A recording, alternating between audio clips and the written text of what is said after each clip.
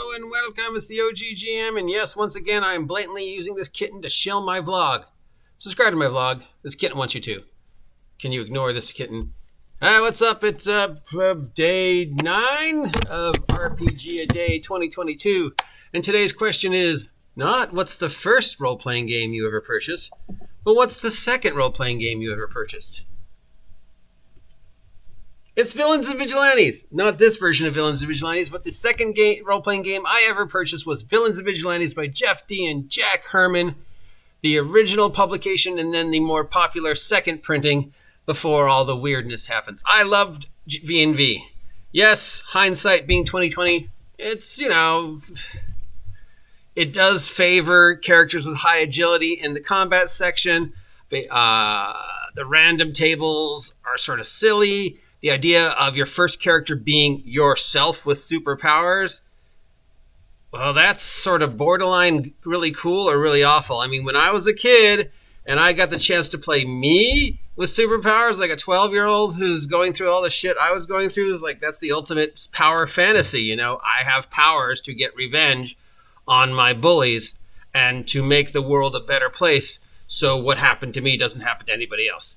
But really, come on, if I had powers at 12, I would either have been in jail or a supervillain.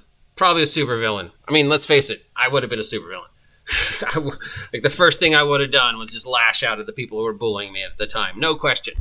So, yeah, giving a 12-year-old superpowers, probably not a good idea. But I guess I understand, the basic concept. But, I mean, how do you judge your own strength, your own dexterity, your own endurance? What skills you have in real life and how they translate to a game? What you would do if suddenly you had stretching powers? I think, other than that, the random generation is awesome. I love it. Sometimes it makes really awesome characters that totally work, and sometimes it makes characters that make no sense. Probably the best is to come up with... randomly generate like the first 2 powers and then build the rest of the character around those so you can mix and match using whatever build points, or out of 4 you have rolled 2. Now on the downside, you can have a character with as few as 1 powers or as many as 6. And when dealing with random characters, the more powers you have, the more random rolls you make, the less sense a character makes and the harder you're trying to fit them together.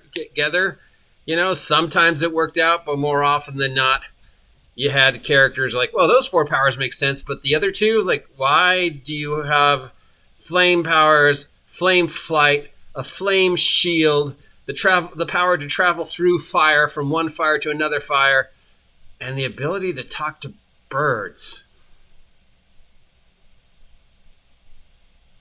And yeah, the system could be broken, but all in all, the one thing V&V did right, other than random powers just being awesome, is it was the type of system where you could have a Superman character and a Batman character, completely different levels of power, and still they always felt like they had something to do, and the system was good enough to make Batman and Superman feel as if they were on the same level. Do you have a toy?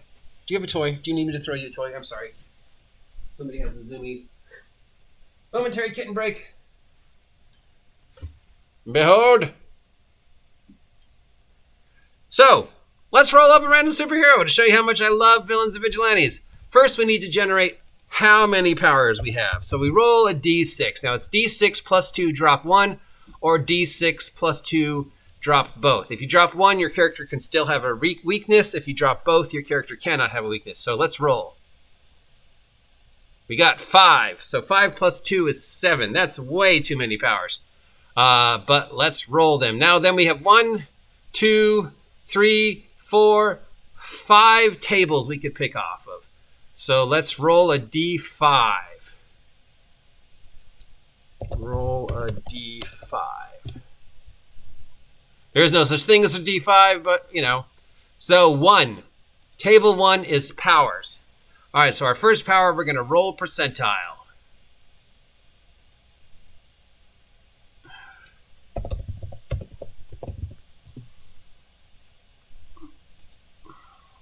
And we get 71. 71 on the V&V random table is Poison venom. Interesting. Let's write that down.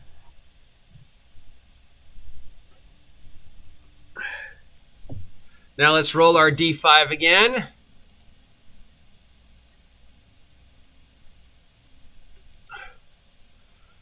Table number 5, that's 1, 2, 3, 4, 5. Magic psionics. Let's roll percentile. It's 14. Flight. That's power number 2. Power number 3, let's roll a D5. Table 4 is skills. Roll a D100. 86. That's speed bonus, so that'll be tagged onto our flight. That's power number 3. Power number 4. Isn't this fun? Roll a D5. We got table number 1, that's powers. Roll a D100. We got 25. 25 is force field. Okay. That's power number 4. Power number 5. Again on powers. Power number 100. 84. Telekinesis. Well, that explains our flight and our force field.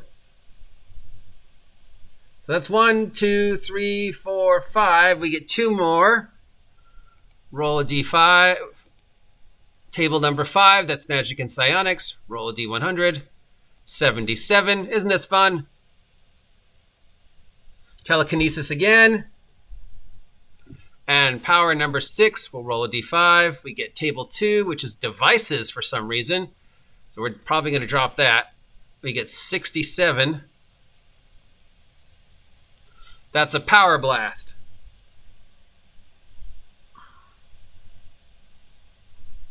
And now we'll roll our weakness. And it's 12. That is diminished senses.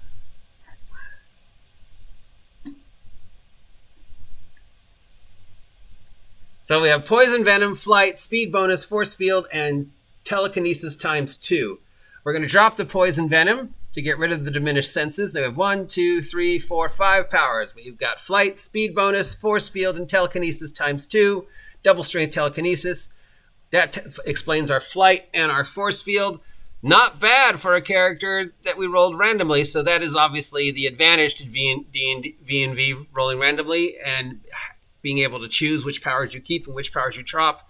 But we could have easily had a whole bunch of powers that don't make sense, like, I don't know, sound creation and grappling. So I'm a professional wrestler that can make thunder. Now, actually, that one makes sense too. It's very hard to find a character that doesn't make sense, even when rolling randomly, if you have the ability to drop, like we did here. If you don't, then I've got a character who 99% makes sense, except for the poison venom. And diminished senses I could explain away, like, nearsighted or hard of hearing or something else. And that would affect my ability to spot hidden or some other skills or just, whatever. That was not that devastating of a weakness. But flight, speed bonus, force field, and telekinesis, those all fit together perfectly. Poison venom, not so much.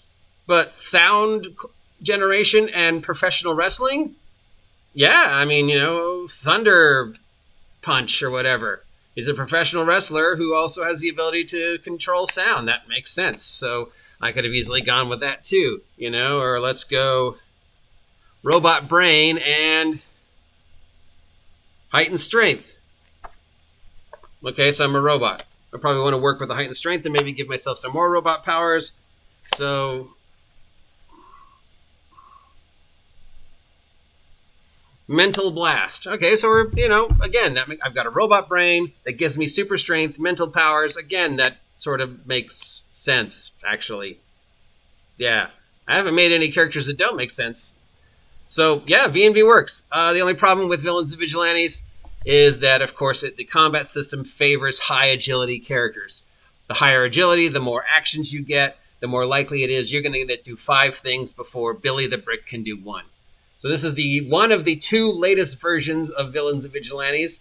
There is this version made by Monkey House. There's the other version made by Monkey House, which was the transition from the Fantasy Games Unlimited Villains and Vigilantes to this Village of Vigilantes. And then there's technically the original 2nd edition of Villains and Vigilantes, the Fantasy Game Unlimited V&V, which is still technically in print. That is a whole nother story involving the rights to Villains and Vigilantes, but we'll save that for a different vlog. So yes, the second superhero role-playing, the second game I ever purchased for myself, Villains and Vigilantes, still one of my favorite games. I mean, if somebody came to me and said, I'm running V&V, do you want to play? I'd be like, yes. When? How far do I have to go to get there? I would drop, I love this game. I love random heroes. I got invited to play in a Champions game, and I'm like, I'm going to just roll a random character and try and build that in Champions. So I could literally play this guy and just say I'm just a super powerful telekinetic. Yeah, who can fly really fast and has a force field. Simple enough. Yeah. That's RPG a day. Day 9. What was the second game you ever purchased and why? Do you prefer randomly generated superheroes, point by superheroes, or just story generated superheroes? Tune in next time when we'll talk about something else. Till then, I'm the OGGM reminding you, sub to my vlog. The kitten wants you to sub to my vlog. Can you ignore the kitten? I'll talk to you later.